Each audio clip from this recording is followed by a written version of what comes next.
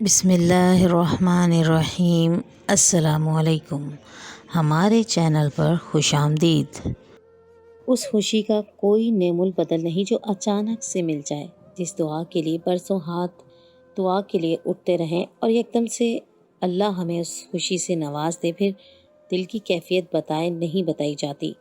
دل شکر کے سجدے کرتا نہیں تھکتا، مگر کسی لمحے اچانک ہی وہ خوشی ہم سے چھین لی جائے تو صبر کرنا بہت مشکل سا لگتا ہے۔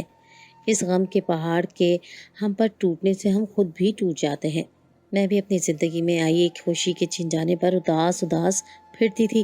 میری زندگی کی ساری خوشیاں میری اس ایک خوشی سے جڑی تھی جو کہ مجھ سے ایک عرصے بعد بہت بے دردی سے چھین لی گئی تھی۔ آج بھی میرا شوہر دودھ نیم گرم کر کے پیالے میں ڈال رہا تھا۔ میں نے کچن کے دروازے سے اندر جھانکتے ہوئے اسے دیکھا اور انتظار کرنے لگی کہ وہ دودھ باہر لا کر رکھے گا تو میں موقع پاتے ہی اسے استعمال میں لے آؤں گی۔ میرے شوہر نے پیالہ اٹھا کر باہر مخصوص جگہ پر رکھا اور کمرے میں جاتے ہوئے مجھے ہدایت دی کہ میں اس کی بلی کو دودھ پلا دوں۔ میں اپنے شوہر کو جاتا ہوا دیکھ رہی تھی۔ وہ کبھی اپنا کام خود نہیں کرتا تھا، لیکن اس نے ایک بلی پال رکھی تھی جس کے لیے وہ خود دودھ بازار سے لاتا اور گرم کر کے پیالے میں ڈالتا تھا۔ میں روزانہ اپنے شوہر کا انتظار کرتی تھی۔ آج بھی وہ دودھ ڈال کر گیا تو میں نے فوراً صاف پیالے میں سے آدھا کلو دودھ نکال کر ایک گلاس میں ڈالا اور بلی کو آواز لگا کر پیالہ بدل کر اس کے سامنے رکھ دیا۔ میں نے اپنے شوہر سے چھپ کر دبے پاؤں اسٹور کی طرف قدم بڑھائے۔ اسٹور میں بالکل تاریکی اور خاموشی چھائی ہوئی تھی۔ میں نے دودھ کا گلاس ایک چھوٹی سی میز پر رکھ کر زرد روشنی جلائی تو سامنے بیٹھا وجود سر اٹھا کر مجھے چھوٹی چھوٹی آنکھوں سے تکنے لگا۔ میں نے اسے نرمی سے کہا کہ وہ آرام سے دودھ پی لے، میں دن کے اختتام پر اس سے ملنے ضرور آؤں گی۔ وہ اٹھا اور دودھ کا گلاس اٹھا کر پینے لگا۔ میں جانتی تھی وہ اب دودھ پینے کے بعد رات تک میرا انتظار کرے گا، کیونکہ مجھے اس کی اور اسے میری عادت سی ہو گئی تھی۔ میں اسٹور سے نکل کر صاف پیالہ اٹھاتی کچن میں چھپا گئی۔ میرے لیے صرف دودھ کا ایک گلاس لینا بھی مشکل ترین امر تھا۔ میں روزانہ شوہر کے سامنے صاف پیالہ رکھتی جس میں وہ دودھ گرم کر کے ڈالتا تھا اور پھر میں اس پیالے کو بلی کے خراب پیالے میں پلٹ دیتی تھی۔ میرا شوہر ویسے تو بہت اچھا تھا، مگر اس معاملے میں بے بس تھی۔ بلی دودھ پی کر چلی گئی۔ میں نے شوہر کے لیے کھانا گرم کیا اور اس کے پاس لے گئی۔ رات دیر تک میرے شوہر کا باتیں کرنے کا موڈ تھا۔ وہ دنیا جہان کی باتیں کر رہا تھا اور میں بار بار گھڑی پر وقت دیکھتی تھی، بے چین ہو رہی تھی۔ رات کے 11 بج چکے تھے اور میں ابھی تک اسٹور میں نہیں گئی تھی۔ مجھے پریشانی ہونے لگی۔ میں روزانہ رات کو اسٹور میں جا کر سونے کی عادی ہو چکی تھی۔ تہجد کے وقت اٹھ کر میں نوافل پڑھتی اور پھر اپنے کمرے میں جایا کرتی تھی، لیکن آج شاید میرے شوہر کا سونے کا کوئی ارادہ نہ تھا۔ اچانک اسٹور کا دروازہ زور سے بند ہونے کی آواز آئی۔ میں گھبرا کر سیدھی ہوئی۔ میں جانتی تھی میں جس کو اپنے انتظار میں بٹھا کر آئی تھی وہ اپنے غصے کا اظہار کر رہا ہے، مگر میرا شوہر اس آواز پر ٹھٹک گیا تھا۔ وہ حیرت سے بولا کہ اسٹور کا دروازہ کس نے کھولا ہے؟ وہ تو کب سے بند پڑا ہے۔ اپنے شوہر کی حیرت پر ابھی میں کوئی جھوٹا بہانہ گھڑتی کہ وہ جلدی سے بستر سے اترا اور سرگوشی میں بولا کہ کہیں گھر میں کوئی چور نہ گھس آئے، ایک دفعہ جا کر چیک کرنا چاہیے۔ وہ بہت حواس باختہ ہو رہا تھا کیونکہ گھر میں صرف ہم 2 افراد ہی رہتے تھے اور ہم دونوں کا ایک ساتھ بیٹھے تھے، جبکہ اسٹور کا دروازہ بار بار کھل کر بند ہو رہا تھا۔ میرے شوہر کا شک بڑھ رہا تھا۔ میں نے اسے روک کر جھوٹ بول دیا کہ یہ اس کی بلی ہے جو اسٹور میں آ جا رہی ہے۔ میں نے جھوٹ بولتے ہوئے کہا کہ اب موسم بہت سرد ہو گیا ہے اور بلی گھر سے باہر نہیں رہ سکتی، اس لیے میں نے اس کے لیے اسٹور کا دروازہ کھول دیا تھا۔ میرا شوہر اس بات پر مطمئن ہو کر بیٹھا اور مجھے ہدایت دی کہ میں کل صبح پہلی فرصت میں بلی کے لیے دوسرے کمرے میں آرام دہ بستر بناؤں تاکہ وہ سکون سے ان راتوں میں سو سکے۔ میں نے اپنے شوہر کو اطمینان دلایا اور بہانے سے لیٹ گئی تاکہ وہ بھی جلدی سو جائے۔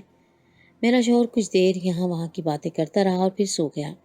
میں اپنے شوہر کے سوتے ہی پھرتی سے اٹھ کر کمرے سے باہر نکلی اور اسٹور کی جانب بڑھ گئی۔ میں نے اسٹور کا دروازہ کھولا تو وہ ننھا بچہ فرش پر اداس سا بیٹھا تھا۔ اسے یوں مایوسی سے بیٹھا دیکھ کر میری ممتا تڑپ اٹھی تھی۔ میں نے آگے بڑھ کر اسے اٹھایا اور سینے سے لگا لیا۔ وہ میرے سینے سے لگتے ہی سسکنے لگا۔ میں جانتی تھی کہ اسے بھی میرے آنے کا شدت سے انتظار تھا۔ پیٹ بھر لینے کے بعد بچے فوری نیند مانگتے ہیں، مگر میں اسے دودھ دے کر جاتی تو پھر گھنٹوں بعد سلانے آتی تھی۔ وجہ صرف میرا شوہر تھا، جسے میں نے نہایت مجبوری کی وجہ سے اس بچے سے انجان رکھا ہوا تھا، اور اگر وہ اس بچے کے بارے میں جان لیتا تو جانے میرے ساتھ کیا کچھ کر جاتا۔ میں نے بستر بنایا اور اس بچے کو اپنے پاس سلا کر تھپکنے لگی۔ وہ سسکتے ہوئے نیند میں جانے لگا۔ وہ اب بڑا ہو رہا تھا اور اسے میری کمی زیادہ محسوس ہونے لگی تھی۔ پورا دن جب میرا شوہر گھر پر نہیں ہوتا تھا وہ تمام وقت میرے گرد چکر لگاتا امی امی پکارتا رہتا تھا۔ میرا شوہر آتا تو مجھے اسے جلدی سے اسٹور میں بند کرنا پڑتا، اور جب تک وہ چھوٹا بچہ تھا اسے فرق نہیں پڑتا تھا، کیونکہ میں اسے شوہر کے آنے سے پہلے پہلے سلا کر اسٹور میں بند کر دیتی تھی، اور وہ باقی بچوں سے بہت الگ تھا۔ کئی گھنٹے سکون سے وہ سویا رہتا تھا، اور اگر جاگ بھی جاتا تو اس کے جاگنے کی بھی خبر نہیں ہوتی تھی۔ مگر اب وہ بڑا ہو رہا تھا، اس کی نیند کم ہوتی جا رہی تھی، اور اگر میں اس کے پاس رات کو جلدی نہ آتی تو وہ مجھ سے خفا خفا سا رہتا۔ مجھے اس کی فکر ستانے لگی۔ آخر میں کب تک اسے اسٹور میں چھپا کر رکھتی؟ وہ بڑا ہو جاتا تو گھر سے باہر جانا اور لوگوں سے ملنا جلنا اس کے لیے ضروری ہوتا۔ اس کی تعلیم اور والدیت کے خانے میں باپ کا نام لکھنے کا مرحلہ بھی ابھی باقی تھا، اور میں جانتی تھی زندگی میں پہلی بار اپنے شوہر سے کوئی سچ چھپایا تھا۔ میں سوچوں میں ڈوبی اسے تھپکتے ہوئے دیکھ رہی تھی۔ وہ بہت پیارا بچہ تھا، مگر میرے شوہر کو اس کا وجود کبھی برداشت نہ ہوتا۔ میں یہ بھی جانتی تھی ابھی تو وقت جیسے تیسے گزر رہا تھا، اور 1 سال کی عیدین بھی میری اپنے بیٹے کے ساتھ بہت اچھی گزر رہی تھی، کیونکہ ایک عید پر میرے شوہر کو صبح صبح اپنے بھائی کے گھر ملاقات کے لیے جانا پڑا، اور وہاں سے وہ شام کو لوٹا تھا، جبکہ دوسری عید پر میرا شوہر کاروبار کے سلسلے میں بیرون ملک مقیم تھا، جس کی وجہ سے میں تمام وقت اپنے بیٹے کے ساتھ کھل کر لطف اندوز ہوئی، اور اسی وقت میں نے اسے اپنے قریب سونے کا احساس کیا کہ میرے شوہر کے واپس آ جانے کے بعد بھی وہ رات کو سونے کے لیے میرا حصار مانگتا اور روتا رہتا تھا۔ اب دوسرا سال گزر رہا تھا اور پھر سے عید آنے والی تھی۔ مجھے پریشانی تھی کہ اس بار عید پر میرا شوہر گھر پر ہوتا تو میں کیسے اپنے معصوم بیٹے کو سارا دن اسٹور میں بند رکھتی۔ میں ایک بار پھر سے اپنے شوہر کو منانے کا سوچ کر سو گئی، اور اگلی صبح ناشتہ دیتے ہوئے اس بہانے سے اپنے شوہر کو میں نے تنہائی کا رونا روتے ہوئے اپنی گود خالی ہونے پر اشک بہانے لگی اور بچہ گود لینے پر راضی کرنے کی کوشش کرنے لگی، مگر میرا شوہر بچہ اڈاپٹ کرنے کا سن کر ہی بھڑک اٹھا۔ وہ سختی سے بولا کہ امید رکھو اللہ جلد ہی ہمیں اولاد جیسی نعمت سے نوازے گا، مگر میں کسی دوسرے بچے کا بالکل گود نہیں لوں گا۔ میرا شوہر سب جان کر بھی انجان بن رہا تھا۔ وہ جانتا تھا ہمارے ہاں کبھی اولاد نہیں ہو سکتی تھی۔ یہ ایک تلخ حقیقت تھی جس سے وہ ہمیشہ سے انکاری تھا۔ ہماری شادی کو 5 سال ہو چکے تھے اور ہماری اولاد نہیں ہو رہی تھی۔ ہم دونوں نے جب ڈاکٹر سے چیک اپ کروایا تو ڈاکٹر کی اطلاع سے ہمارے سر پر قیامت ٹوٹ پڑی تھی۔ مجھے اپنی تنہائی دور کرنے کے لیے بچے کی ضرورت تھی، اور مجھے تب پتہ چلا تھا کہ ہماری اولاد ساری زندگی ہو ہی نہیں سکتی تھی۔ میرے لیے یہ بات میری زندگی کا سب سے کڑوا سچ تھا۔ اندر کی بات میرے شوہر نے آج تک کسی کو نہیں بتائی تھی۔ پورے خاندان میں وہ بہت اچھا اور نفیس انسان مشہور ہو چکا تھا، جس نے اپنی بانجھ بیوی کو بھی اپنے گھر میں عزت سے رکھا ہوا تھا اور کبھی بے اولادی کا طعنہ نہیں دیا تھا۔ ہم خاندان میں جہاں بھی جاتے سب مجھ سے یہی تعریف کرتے تھے کہ مجھے دنیا کا سب سے عظیم مرد ملا ہے جو مجھے اتنی عزت دیتا ہے، جبکہ میں اسے اولاد جیسی خوشی کبھی نہیں دے سکتی۔ میں سب سن کر تھک چکی تھی، مگر میں نے ہمیشہ سب لوگوں میں اپنے شوہر کا بھرم قائم رکھا تھا۔ میں نے اپنے شوہر کو منانا شروع کر دیا کہ اگر ہم بچہ گود لے لیں تو ہمارے گھر میں رونق ہو جائے گی، مگر میرے شوہر کو ہر ایک سے تعریفیں سننے کی عادت ہو چکی تھی۔ وہ اخراجات سے بچنا چاہ رہا تھا۔ ایک روز میری ضد پر وہ جو الفاظ بولا وہ مجھے حیرت سے گنگ کر گئے تھے۔ میرا شوہر مجھ سے بولا کہ اولاد کے بغیر بھی ہماری زندگی اچھی گزر رہی تھی۔ لوگ ہمیں آئیڈیل جوڑا مانتے ہیں اور ہمارے سر پر کوئی فالتو کا بوجھ بھی نہیں ہے۔ ہم کھل کر اپنی زندگی جی سکتے ہیں، ہمیں کسی بھی قسم کی پریشانی اٹھانے کی ضرورت نہیں ہے۔ اپنے شوہر کی بے حسی پر دنگ رہ گئی تھی۔ وہ بچوں کو بوجھ سمجھتا تھا، شاید اسی لیے اللہ نے اسے اولاد سے محروم رکھا تھا، مگر میں اولاد کے بغیر جینے کا تصور بھی نہیں کر سکتی تھی۔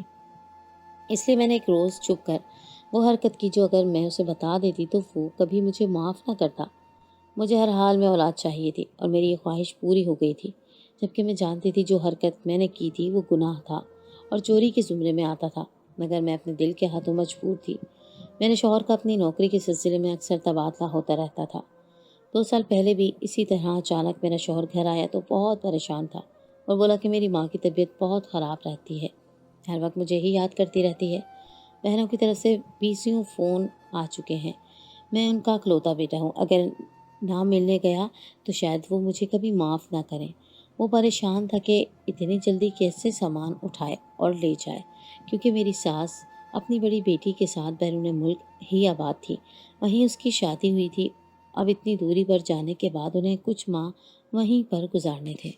ہم لوگ کرائے کے مکان میں رہ رہے تھے۔ اولاد نہ ہونے کے باوجود بھی اخراجات بہت زیادہ تھے۔ میں جو پہلے ہی موقع کی تلاش میں تھی، اپنے شوہر کو سمجھانے لگی کہ وہ کچھ عرصے کے لیے اکیلا چلا جائے۔ میں پیچھے گھر میں اکیلی رہ لوں گی، میں گئی تو ڈبل خرچ آئے گا۔ میں نے اسے جب یہ احساس دلایا کہ اس وقت اس کی ماں کو اس کی سب سے زیادہ ضرورت ہے، اسے اپنی ماں کے پاس ہونا چاہیے، اسے اپنی ماں سے ضرور ملنے جانا چاہیے، اور میں پیچھے گھر سنبھال لیا کروں گی۔ وہ میرے مشورے پر متفق ہوا اور سامان باندھ کر سفر پر روانہ ہو گیا تھا۔ میں خوش ہو گئی تھی جب کچھ ماہ بعد میرا شوہر واپس آیا تو میرے پاس ایک بیٹا تھا جس میں اپنی ممتا لٹا رہی تھی، مگر میں اپنے شوہر کو یہ بات نہیں بتا سکتی تھی، کہ اس لیے میں نے اپنے بچے کو ایک اسٹور میں چھپا دیا اور اپنے شوہر کو منانے لگی کہ ہم کوئی بچہ گود لے لیں۔ میرا ارادہ یہی تھا کہ جب میرا شوہر مان جاتا تو میں اپنے ہی بیٹے کو گود لے لیتی، مگر میرا شوہر اس بات پر راضی نہیں ہو رہا تھا۔ وہ مجھے الٹے سیدھے دلائل دینے لگا کہ اکثر بچے ناجائز ہوتے ہیں اور لوگ اپنے گناہ کا بوجھ دوسروں پر ڈال جاتے ہیں۔ وہ بولا کہ میں کسی ناجائز خون کو اپنی اولاد نہیں بنانا چاہتا۔ میرے شوہر کو یہ زعم تھا کہ وہ بہت اعلیٰ خاندان کا ہے، وہ اپنے خاندان میں کوئی بھی ایسی نسل کا بچہ شامل نہیں کرنا چاہتا تھا۔ میرے لاکھ دلائل دینے اور بہت زیادہ منانے کے باوجود میرا شوہر نہیں مانا تھا۔ مجبوراً مجھے بچے کو چھپا کر رکھنا پڑا۔ جب تک میرا شوہر دفتر میں ہوتا میں اس بچے کے ساتھ اپنا وقت گزار لیتی، مگر جب وہ واپس آتا تو مجھے بچے کو چھپانا پڑتا۔ میرا شوہر خود بھی گھر کی تنہائی سے اکتا گیا تھا، مگر جب میں نے اسے تنہائی اور بوریت کا احساس دلایا تو وہ ایک بلی خرید لایا اور بولا کہ اب ہمارا وقت اچھا گزرے گا۔ بلی بہت پیارا جانور ہے جو انسان کی پریشانی اور ڈپریشن دور کر دیتا ہے۔ میں اپنے شوہر کو دیکھ رہی تھی، وہ کیسا انسان تھا جو ایک بچہ گود لینے سے بھاگتا تھا، مگر بلی کا بچہ خرید لایا تھا۔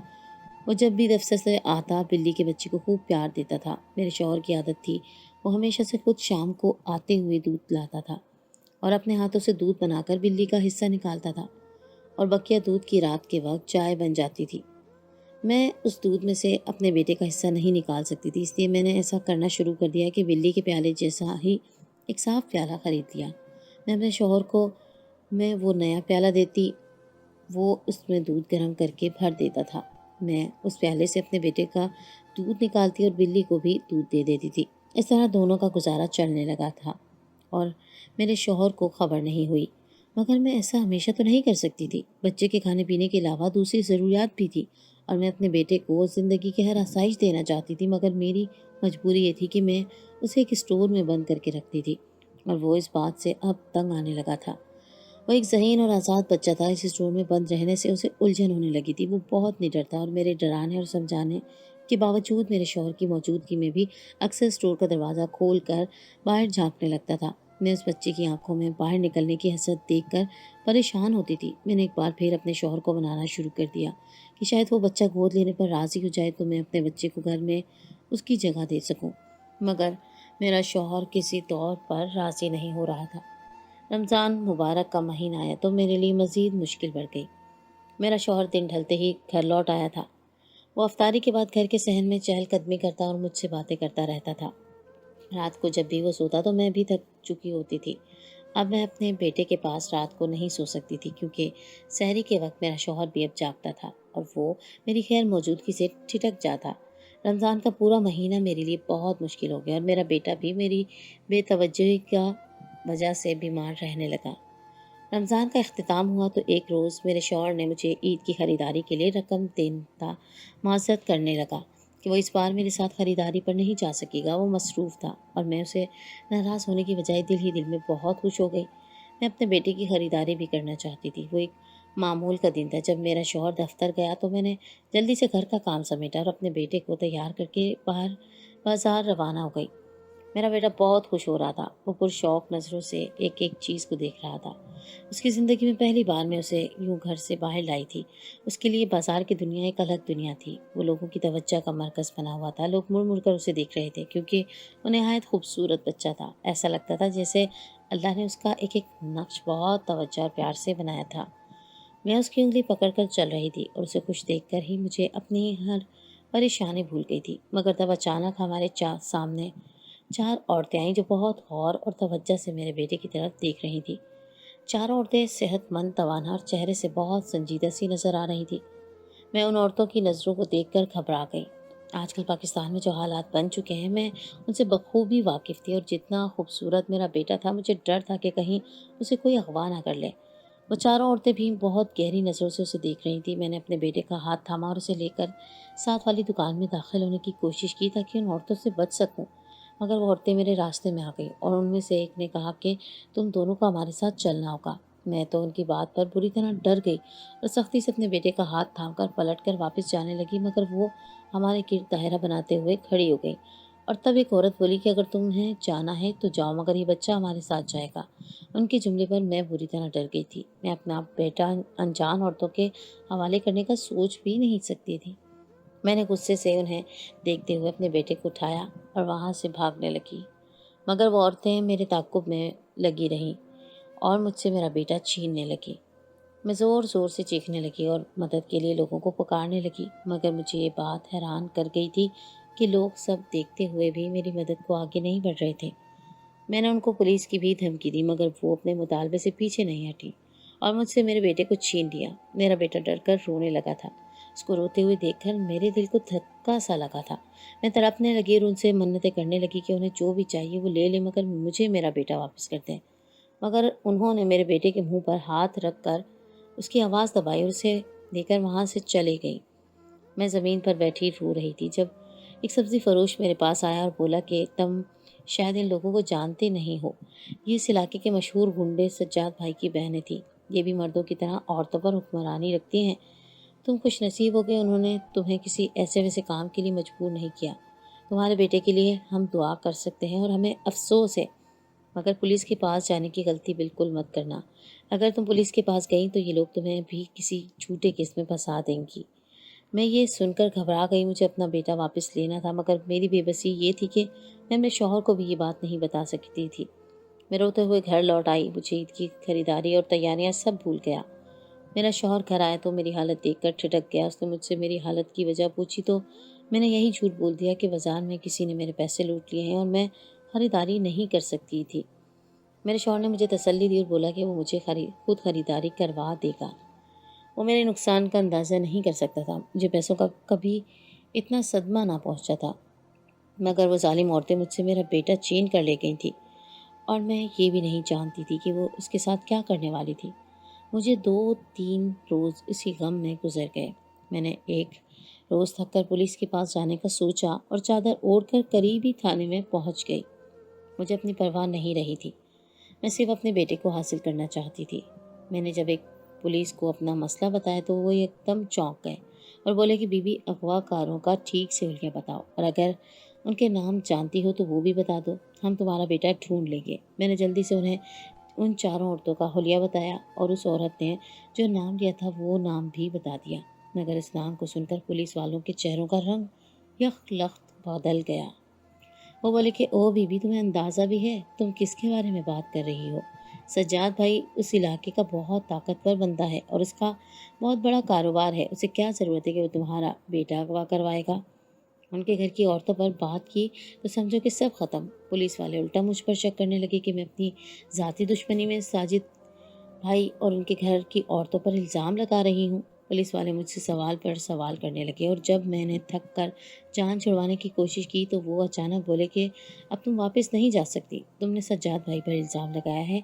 हम अब पहले उनसे पूछेंगे कि तुम्हारा क्या इलाज करना है, ताकि अगली बार उनका नाम लेने से परहेज़ करो।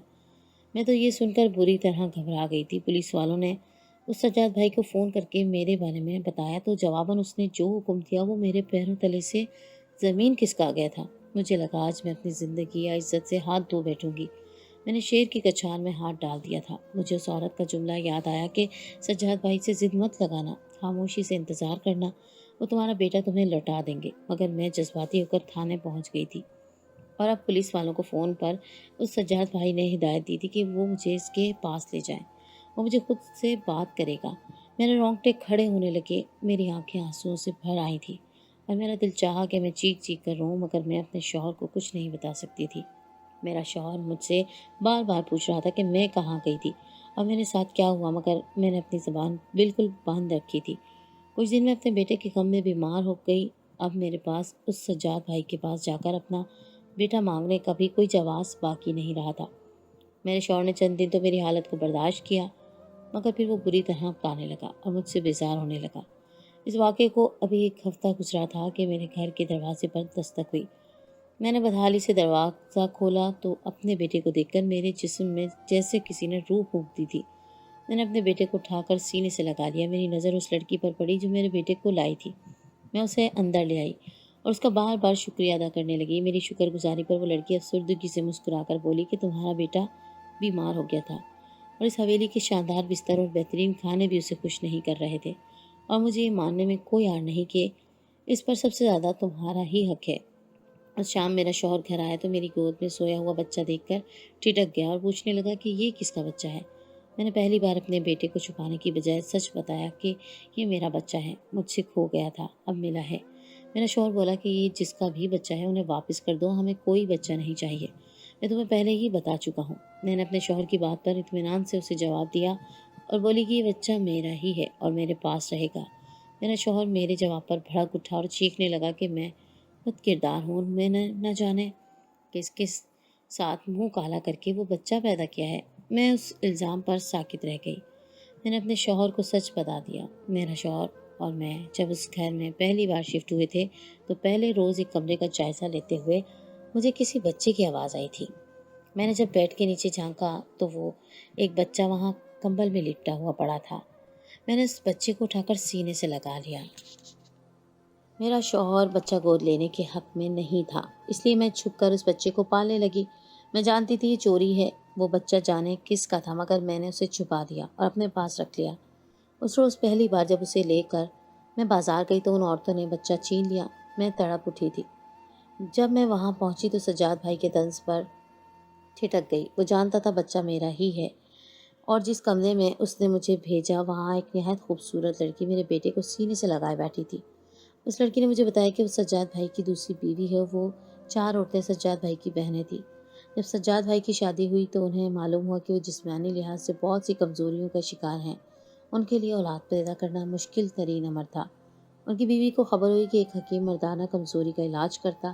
سجاد نے دوا تو اپنی بہنوں کو سمجھانے پر لے لی، لیکن ابھی تک وہ حکیم اور ان کی کسی دوائی پر کوئی یقین نہیں رکھتے تھے۔ دوا کے استعمال کے بعد اس کا بچہ تو اس کے شوہر نے اسے اپنی بیوی پر جھوٹا الزام لگا کر قبول کرنے سے انکار کر دیا۔ خود اس کا اپنا شوہر لوگوں کی باتوں میں آ کر الجھ گیا تھا اور بچے کی خبر تک نہ لی تھی۔ اس کی پرورش کی بجائے شک کے دائرے میں رہتے ہوئے وہاں پھینک دیا تھا۔ میں نے بچہ اٹھا کر پال لیا تھا۔ وہ بچہ ماں جیسا تھا اور اس کی پھوپھیاں پہچان گئی تھی۔ ان کی بھابھی ہر وقت بیٹے کے لیے روتی رہتی تھی، اس لیے وہ مجھ سے بچہ چھین کر لے گئیں اور اسے دے دیا۔ مجھے اس لڑکی نے سب بتا کر کہا کہ اب وہ مجھے اپنا بیٹا کبھی نہیں دے گی، اس لیے میں بھول جاؤں۔ میں غمزدہ سی لوٹ آئی تھی، لیکن میرا بیٹا میرے بغیر نہیں رہ سکتا تھا، اس لیے وہ مجھے خود اپنا بچہ دے گئی۔ میں نے اپنے شوہر کو سب بتا کر وہ راز بھی کھول دیا جو وہ مجھ سے چھپاتا تھا۔ میں نے اسے کہا کہ میں جانتی ہوں میں بانجھ نہیں ہوں، بلکہ وہ خود باپ نہیں بن سکتا۔ اس نے ساری عمر مجھے جھوٹ بول کر دبائے رکھا اور میں وفا میں خاموش رہی، لیکن اگر اس نے میری خوشی کی خاطر اس بچے کو قبول نہ کیا تو میں طلاق لے کر چلی جاؤں گی۔ میرا شوہر اس دھمکی پر گھبرا گیا اور میرے پیر پکڑ لی کہ میں اس کا سچ کسی کو نہ بتاؤں تو وہ بچہ قبول کر لے گا۔ میں نے شوہر کا راز رکھ لیا اور میرے شوہر نے میری خاطر اس بچے کو دل سے قبول کر لیا تھا۔ اب اس بچے کو گھر میں رکھتے ہیں، اس کے لاڈ اٹھاتے ہیں، اس کی ہر قسم کی ضرورت کا خیال رکھتے ہیں، اسے بھرپور محبت اور شفقت دیتے ہیں، جسے پا کر وہ پھولے نہ سماتا ہے۔